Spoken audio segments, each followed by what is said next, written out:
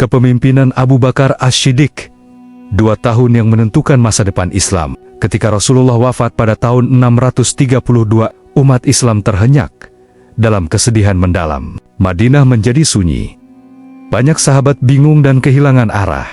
Namun di tengah duka itu, Allah tak membiarkan umat ini tanpa pemimpin. Maka, terpilihlah sahabat terbaik Rasulullah, yang sejak awal senantiasa mendampingi dakwah beliau, yaitu Abu Bakar As-Siddiq, seorang yang lembut hatinya, namun tegas dalam keadilan. Ia bukan hanya penerus Rasulullah dalam kepemimpinan umat, tapi juga benteng pertama yang menyelamatkan Islam dari ancaman kehancuran pasca wafatnya Nabi. Pengangkatan Abu Bakar. Rasulullah belum lama wafat ketika muncul perdebatan di kalangan kaum Ansyar dan Muhajirin soal siapa yang layak memimpin. Kaum Ansyar mengusulkan Sa'ad bin Ubadah. Kaum Muhajirin merasa mereka yang lebih dulu dalam Islam. Di tengah perdebatan itu, Umar bin Khattab tampil dan membayat Abu Bakar sebagai khalifah. Umar berkata, "Demi Allah, tidak ada orang yang lebih berhak memimpin umat ini setelah Rasulullah selain engkau, wahai Abu Bakar." Abu Bakar diangkat sebagai khalifah Rasulullah, pemimpin umat yang pertama setelah wafatnya Nabi. Tantangan di hari-hari pertama, kepemimpinan Abu Bakar langsung diuji. Umat Islam belum sepenuhnya pulih dari duka. Ketika badai besar datang, sebagian kabilah Arab memberontak. Ada yang menolak membayar zakat, ada yang mengaku nabi baru. Di antaranya, Musailamah Al-Kadzab saja, wanita yang juga mengaku nabi. Al-Aswad Al-Ansi dari Yaman, Tulaihah Al-Asadi. Belum lagi daerah-daerah yang menarik diri dari kekuasaan Madinah. Abu Bakar sadar, jika ia membiarkan satu saja dari mereka, maka Islam bisa runtuh. Perang Riddah. Abu Bakar segera mengirim pasukan.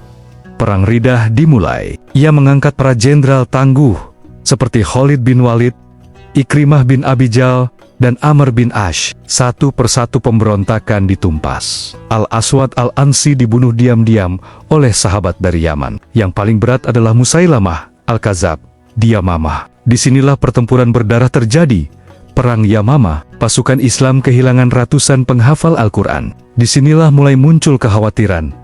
Bagaimana jika para hafiz syahid? Siapa yang akan menjaga Al-Quran? Abu Bakar menangis menyaksikan pengorbanan para sahabat.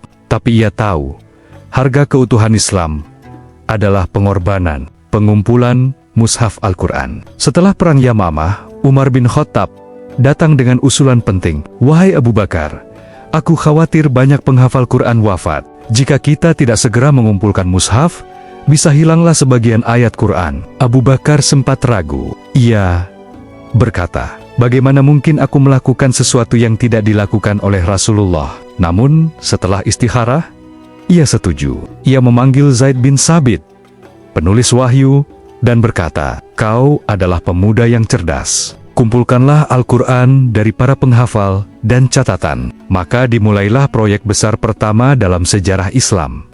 Pengumpulan Al-Quran dalam bentuk mushaf. Dakwah keluar Jazirah Arab. Setelah stabil di dalam negeri, Abu Bakar mulai memperluas dakwah keluar Jazirah Arab. Ia mengirim pasukan ke wilayah Romawi Timur dan Persia. Khalid bin Walid dikirim ke Irak, menaklukkan Hirah, dan membuka jalan ke Persia. Abu Ubaidah, Amr bin Ash, dan Yazid bin Abu Sufyan dikirim ke Syam. Ini bukan ambisi kekuasaan. Ini adalah kelanjutan dakwah Islam ke penjuru dunia. Kepemimpinan yang lembut, tapi tegas. Abu Bakar dikenal sangat rendah hati. Ketika diangkat jadi khalifah, ia berkata, "Wahai manusia, aku telah diangkat menjadi pemimpin kalian. Padahal aku bukanlah yang terbaik di antara kalian. Jika aku salah, luruskan aku." Ia menolak fasilitas mewah. Ia tetap berdagang, hingga para sahabat menyuruhnya menerima gaji dari Baitul Mal. Ia sangat dekat dengan rakyat.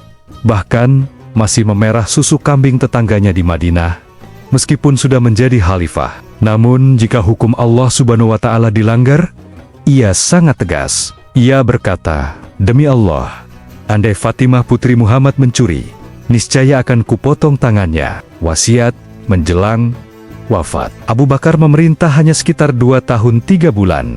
Namun, perannya begitu besar. Menjelang wafat, ia memanggil para sahabat, lalu menunjuk Umar bin Khattab sebagai penerusnya. Banyak yang khawatir, karena Umar terkenal keras. Tapi Abu Bakar berkata, "Kalian takut pada Umar saat aku masih hidup.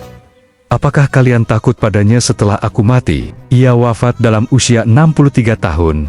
Seperti Rasulullah, dimakamkan di sebelah Rasulullah, di kamar Aisyah. Setelah memimpin umat Islam dengan penuh kebijaksanaan dan keteguhan selama sekitar 2 tahun, Abu Bakar As-Siddiq, khalifah pertama sepeninggal Rasulullah, dalam masa kepemimpinannya yang singkat namun penuh keberkahan, ia berhasil menjaga keutuhan umat, menumpas pemberontakan para nabi palsu, dan meletakkan dasar-dasar pemerintahan Islam yang kokoh. Kepergian Abu Bakar meninggalkan jejak kepemimpinan yang adil, bijak, dan penuh keimanan. Namanya tetap dikenang sebagai pemimpin yang tangguh dalam badai, namun lembut dalam kasih sayang. Masa pemerintahannya menjadi fondasi kuat bagi kejayaan Islam di masa-masa berikutnya. Sampai di sini akhir video. Untuk mendukung channel ini, silahkan klik subscribe dan like-nya. Semoga kita selalu diberikan keberkahan dunia dan akhirat. Wassalamualaikum warahmatullahi wabarakatuh.